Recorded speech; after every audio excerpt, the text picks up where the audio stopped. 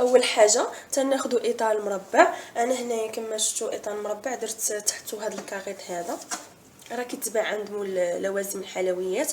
تقدروا ديروه يعني تقدروا ما ديروش هو وديروا غير هذا الصينيه ديال العود وتقلبوها وديروا من فوق هذا الاطار هذا المربع اولا شي طبسيل يكون على حجم ديال هذا الاطار هذا.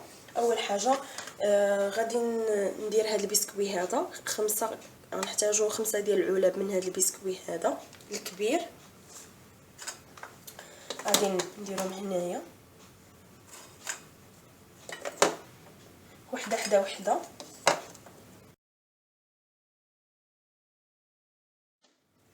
وإلا بقاو لينا هاد البلايص هنايا من هنا المهم انا هاد البلاصه بقات ليا خاويه، غادي ناخذوا بحال هكا هادو اللي كيكونوا مقسومين وغادي نديرهم في الجنب حتى هما نعمروهم باش ما يبقاوش لينا خاويين.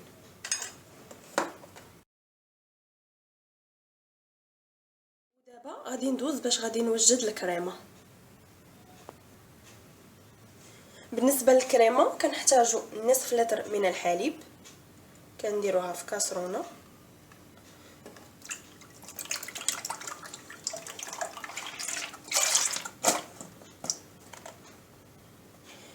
غادي ندير معاها هاد الكريم هذا ديسير بالنكهه ديال الموز. هذا تناخذو من مرجان اولا تقدروا كيتباع عند اللي كيبيع لوازم الحلويات. تقدروا ديروا اي نكهه، انا هنا درت النكهه ديال الموز. الاسم ديالو كريم ديسير، هذا كريم ديسير هو معروف. غادي ندير معاه 3 المعالق كبار ديال سكر سنيده اي السكر الخشن،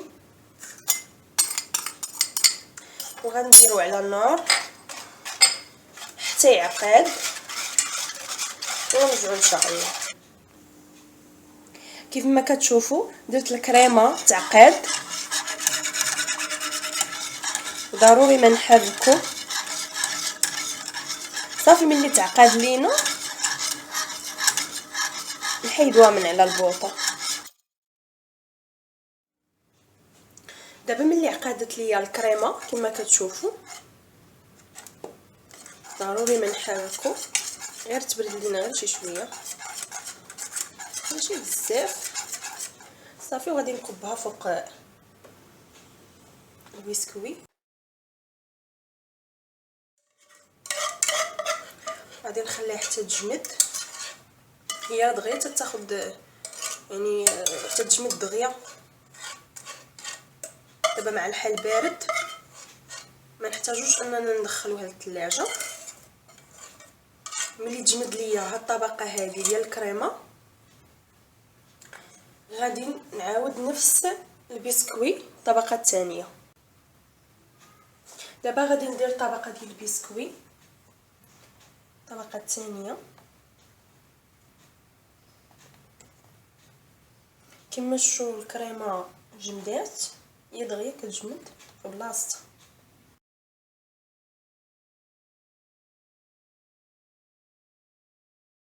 دابا غادي ندوز باش غادي نوجد الكريمه الثانيه والاخيره.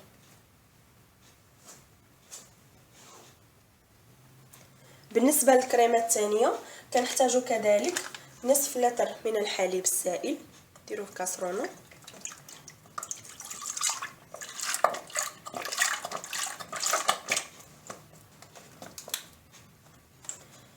هنايا انايا اختاريت هو نفس الديسير وانا النكهه مختلفه. اختاريت النكهه ديال الشوكولات. في الاول درت النكهه ديال الموز، النكهه ديال البنان، وهذا النكهه ديال الشوكولات.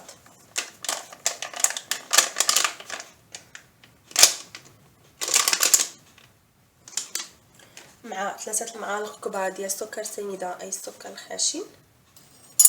حتى هاد الكريمه غادي نديرها على النار حتى تعقد ونرجعوا ان شاء الله مع التحرك بطبيعه الحال. كيف ما كتشوفوا دابا الصلصه ديالنا بدات كتعقد صافي ملي نشوفوها عقدت نحيدوها من على النار. دابا ملي عقدت ليا الكريمه غادي نكبها فوق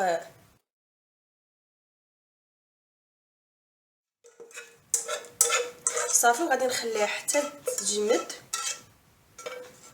عاد غادي ندير من فوقها الطبقه الاخيره ديال البسكويت.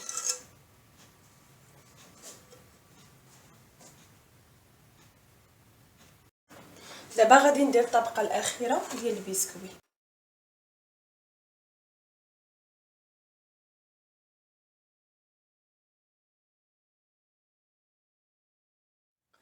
بالنسبه لتزيين الطورطه، هنا الطورطه ضروري ما نخليوها حتى تجمد شويه تاخذ راسها في الثلاجه. هنايا عندي الكريمه السائله اللي طربتها او خفقتها مع 2 معالق كبار ديال سكر كلاصي اي سكر ناعم. غادي نزينها بها.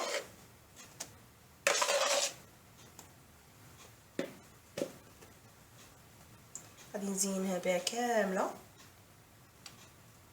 غير بشويه بشويه.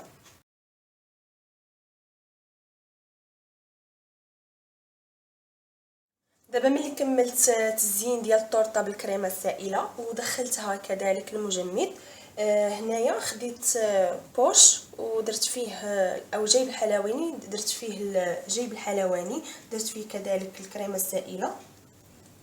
غادي ندير هنايا في الجوانب على شكل وريضات. غادي ناخذ شوكولاط فيرميسيل الاسود هذا، غادي نوزعو في هاد الاماكن هنايا الوسط. غادي ناخذ هاد الحبيبات ديال الشوكولاط وغادي نديرهم فوق هاد الوريضات هادو كامله.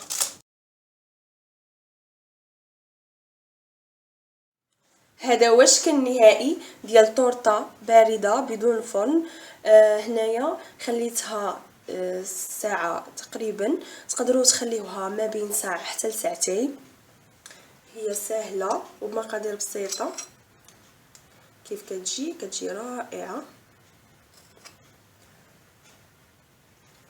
ولذيذه بالكريم ديسير ديال الشوكولاط والكريم ديسير ديال البنان.